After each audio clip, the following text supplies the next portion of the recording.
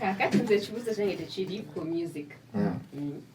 Kuba Rupi akubuuzizza what's special about Agatha n'ogamba she was there in your bad times. So what do you have oba oyinza kugamba ki your fellow men nga abakyala kuba nabo bangi bababeereddewo mu mbeera embi ate when things get better ne bayitamu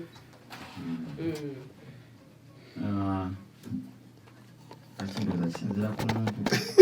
katinze ngaze ng'omuntu kituufu ndi appreciate I remember sakukolera kintu Rupi asobola okitegeera siregera nga omwebaza ono omusajja kitegeera buli musanga ne omusajja oyo yanangira sho bannange kitegeera so katinze ngaze ng'omuntu omutima gwawe gwego kitegeera I appreciate omuntu ekintu kyabankoledde kitegeera so nenkuteeka mu position gy'olina obaamu kyokka mutigisa. So tugambe they are unappreciative in short. So kati gobereddewo ye nga atangize kati oyo yabo oyo abeera na excitement omanyi by the way kati nze ngaze ng'omuntu oba sitambuluddemu by the way yadde nti tebuba guliwe nasooka mu tegwali bwakabi nnyo bannamata naye nga ku kyalo wolineera erinnya weeriri nti enduulu nazifuna dda era nga oyosanga wegawe tamwanamata era nga ne buserefi mbikola ki mugamba kati wenayimba just neyongerako obweyongezi kyagattako ya fan base eshege nenga biri excitement gali abamu bajja ne baserebukana eshege nga tekyagana kwesembereza baki bantu balaba buli omwamwe eshege kati webalira mubalaba omanyi oyo ka excitement nenga just fetwa tuzaale banaye bino olaba lwakuba just bano abaana batya nizo buyita obuto eshege naye Katonda tasobola kuwa mukisa ogwo n'atakuwa ngeri gyaggubirizaawo kitegeere omwana mukisa tulina abaana omutunulako nogakayira banze nzaala ono just obeereeyo kati lijyamu olubuto nodda mu byamawulire gwe n'olowooza owonye kitegeere kumbe omwana is a blessing mukisa kitegeera ffe tuba nze nyina abaana bali eyo I'm a proud father kituufu ekyo kitegeeza kinya kiwala kyange kati kigenze mu P1 kitegeeza myaka nga munaana kati kitegeeza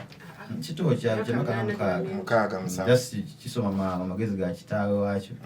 kitegeeza amenze namubuuza nabaga nze owange bwe yava mu baby covid najjaawo mbaga akati kiriwo engeri gye nigize muwera school fees muteeke mu nze mwagala mu P1 ntegedde P2 so nkula kikula so tunagayina kayira onayingira ana nga ogoba basajja ku mirikomera so kyali bange babuka muzaale otegeera tuze emyaka gye gizaala balata baffe bazaalira ku myaka egyabiri otegeera gwa sister wange omukulu kati mukyala mukulu ayingidde 3 otegeera gibweru eyo ebintu abikola otegeera yazaala amaani abo kirungi kitegeeza kyakolera akiraba kale tukweyanza Tom webale kuyitirawo kayimba kapya bakayita akyali alina VIP jemo bakayisa bata Tom Croft Tom omusajja ono yakuyiriza kwambala buno buntu abakyala be bambala ayagala kwambale era myabunguzizza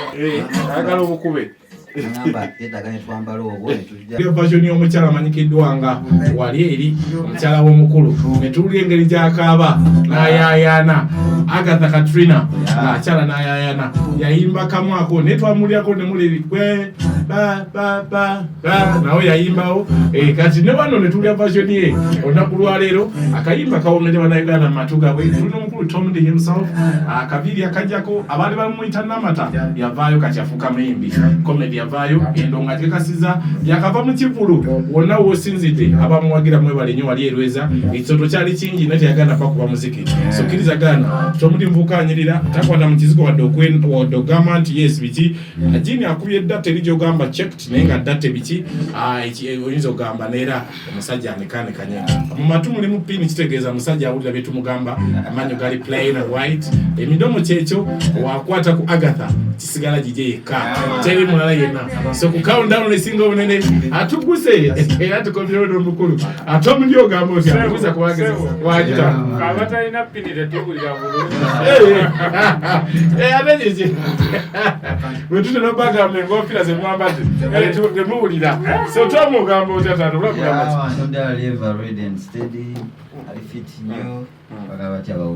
tuli steady embengo egamba etya kuliko ekivulu taata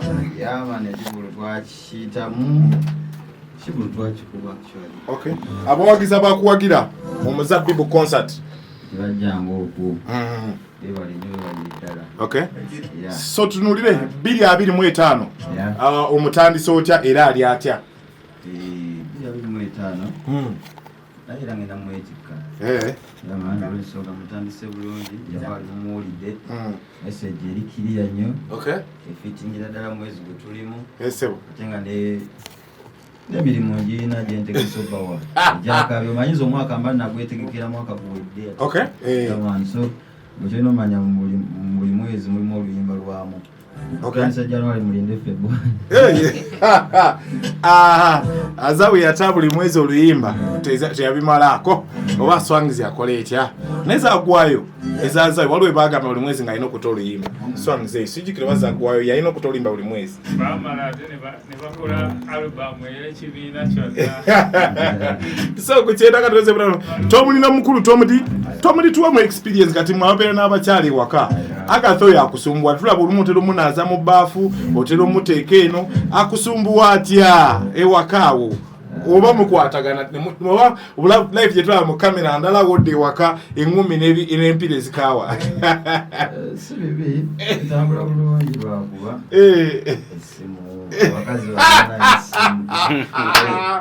una naagala bakwate ku essimu eyo sikwata ku ssimu ekyokwata ku ssimu naye buli kiseera ani akubye no TikTok tebava ku ssimu era gyetagala ekyo kino ne bakikolako ne debate ennaku zino nezitukoze bubiri kyaliwo kyava ku masimu bannaayi mukaaga mukakebereyo kebera kulabe yetuusewa obulamu bwammwe abali mu limelight abasinga abakozi bannangi wabawo obudde nogaa naye essimu banalekanjirekeko olaga nokoza ebintu simu oshegera nonaaba ng'olaba kazannyo nonaaba ng'oshegera kali katuuseewa simu alina ku TV ku simu ennaku zino ekitibahu babulaliwo ina kacyaliko so tutulire obulamu obwo ndooza buba obuli mu kamera ne buli bwa ddala okikoze otya abantu babeera ku myaka gyo abayimbi nga ba David Lutalo ba King Saho wala abakubye ekivulu tajjayo mukyala mu Mataala ng'omukyala obadde naye mu Mataalo omugyeyo omwagadde kyama kyekiri awo omukyala wa ddala oyo okay omukyala abaddewo okubira ddala biri ebiseera biri ebyannamatanga ogambye ebyennyanja nga tolinaamu nze kasaba gambye yakwagala oliyala ng'obeeramu nakiwaya kyebakuba olina okujjalo enti ate omukyala ate n'abeeramu ebyo ebiseera ebyo tegeera ate oyo abawanjawulomu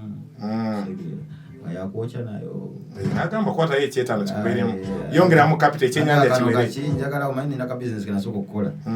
kaali ka playstation kuzannya abaana ekitegeere kyalo oyo nankwatirak ebiseera olwo njagala nyongere ku byennyanja nga nkola erimba ennyanja ntekeko neeno oliawo ki Air Force oliawo kasaati ka fitting buno bonna bubwe nakuteekamu kati oyo kuba kati ennaku zino ike vivi kati bosman nange simulekerera kituufu kali ka dress ekipale kakikuwe pepi awo kituufu okujjukira abamu abasajja kati awo enkubuliza eri botiiki yaffe ani yagikola ku Mwembe botiiki ye but osobola omwongerako mwagatta sikugatta omwongerako nomugatirako nomugamba yaget this kwata yongeramu so endongo bulamu bw'endongo oli mu ndongo naye ate olumwajja n'akipinga eri n'akusapootinga gwamukaka tabyagala oba ayagala n'agamba gange nembeeremu bebbi anti akimanyi era awo embeeramu n'akasente naye abaamu nako ekyo kimukakatako kituufu okusupportinga ate kino twakitandika ffenna kati aba yeriddemu oluki olukwe yaman so tunulire endongo 221 oyo ng'omu kwobadde n'oluyimba olusinze naddala oluyimba luno Song of the Muzabibu namba ziruyina ne luzukusa ne luli twali tutamanyi olwawo olw'Ekenya otunulira endongo ng'egyetambula omwaka ogwo tubaddemu n'oluyimba lwo luno omuntu lwawulira mu background ate n'embeera y'eggaali n'ejja amagaali gwe nga totambudde nnyo n'amagaali bw'otambula nkusanga obeera omu babiri lwaki olowooza ng'ate endongo badde nayo nze ng'omuntu era sifubye nnyo okukola balabi nzaako okukola emikwano nze kituufu segera njagala nnyo buli muntu mumusanga nga waali ate ne mukwata nga wazze segera kati era wala natta omuddi simanyi olina obuzibu segera olumu egaali za Uganda tezirina kumbo security kavimbo kati nze akavimbo sikenneetaaga segera nze njagala sagala nze nfa nnyo okukola ekyakabi nani okuvimba kuba ogenda kuvimba bye balise oba tusanga eyo nga talina nandongo nakugamba nasedeka kadeideibwe nebigamba omukulu ayagala omubuuzeeko genda omubuuzeeko walisebunakuwa omuzabibu naye nobeera kuwola nogamba ize abambi kyayagala ne mubuuzeeko bantu bamulabe nti ngenze nomubuuza tegeera naye nga talina kyabagamba era ali baka stage era nokuzaayo yakusooseyo atola noyimba novaawo ozega kitegeeza ki nti okoze omusinga kiko kyebatamanyi inasooka kukola Green Dad yakiŋŋamba baali ku Impala Kapeke n'atuma abantu mugende mugamba jambuzeeko Kapeke yonose nze nina oluyimba Green Dad n'agamba omuyimbi abadde kyono agamba ate nzije mubuuzeeko naye n'agamba tewali buzibu n'ayitawo n'amubonga abakyali bange program mpozi waliwo ebifo ebimu by the way kati nge bakyali bafa abeidinda abo bali bobo naturally basumbuwa era bakyali bagala nnyo ebijo nikyenseza okukuba lebo efujjo asitomala oyimba bwoti kira kirala bweru awo bo muno tebayingira bo babeera bweru nga bakulinze wali amabe oyimba bwali tomuli aluwa muno ndakutuwaaku olina okutuwa ku ssente kakati ate nange ngeremu bwendala nange mbasaagala zibawa kakati awo okuvaawo awo era babigakawo mwajira emotoka nga bagikuba ejjinja era ebyo mukamuli eyo togiraba eri awo eringa gye esula ku miggo masonga ogenda gikola leero enkyaba gyogeragiddemu so yendongo wetambula ogenda kunziramu January tukomewo tufune kuba January ke kayimba kakyali akapya alina akapya kasumuludde ne VIP jemo kambe tukomewo abakulu bamusoyeko ebibuuzo wano then tuta amasimu omukulu tumute ogenda kukolayo ne exclusive interview ne Sugar yagalayo mugenda kukolayo dakika nga 5 wali mpola mpola then n'omukulu uno abe bagita Express Media wali nyunkana era ku mukutu kwoli n'omukulu Ntambi Jimuzo oli live ku kibuzo kirungi nnyo ekyo lwaki VIP jemo kaseera kakola nnyo collaboration kituufu VIP jemo approach obawo VIP yansooka okuba kituufu kituufu in fact before lockdown nali mutwala like respect akitegedde nti nkozi you get so yajja nangamba tomuli isininayo project yange kitegeera nangamba kugamba ngali like respect gyeyampa kitegeera sigamba mbu oba sente kitegeera naye it's all about respect abayimbi abamu ajja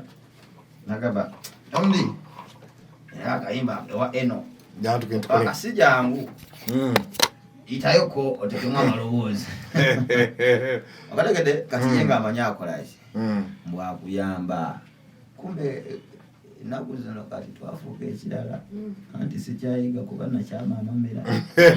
agadde obuzibu okunwanirira so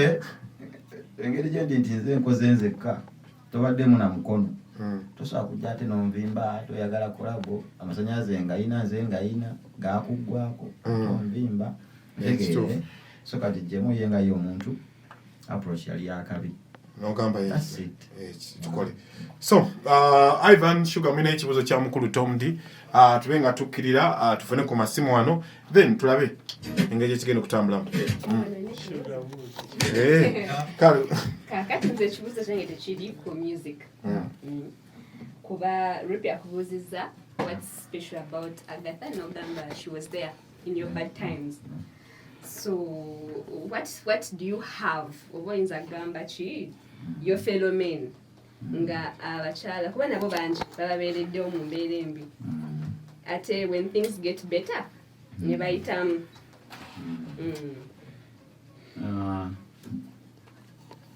kinzira ku muntu kati nze ng'omuntu kituufu ndi appreciate I remember tusakunkolera kintu Rupi asobola okitegeera siregeranga omwebaza ono omusajja kitegeera buli musanga naye omusajja oyo yanangira sho bannange kitegeera so kati nze ng'omuntu omutima gwawe gwego kitegeera I appreciate omuntu ekintu kyabankoledde kitegeera so nenkuteeka mu position gy'olina obaamu kyoba mutijjisa. So tugambe they are appreciative in short. So kati tugobereddewo ye nga tagize kati oyo abo oyo abeera bw'atyo. omanyi by the way kati nze ng'omuntu oba sitambuluddemu by the way yadde nti tebuba buliwe nasookamu tegwali bwakabi nnyo bannamata naye nga ku kyalo woolineera erinnya weeriri nti enduulu nazifuna dda era nga osanga wetamwanamata era nga nebuserefu mbukolaki mugamba kati wenayimba just neyongerako bweyongezi kyagattako ya fan base ekitegeera naye nga biri excitement abamu bajja ne baserebukana ekitegeera nga tekyayagala kwesembereza baki bantu balaba buli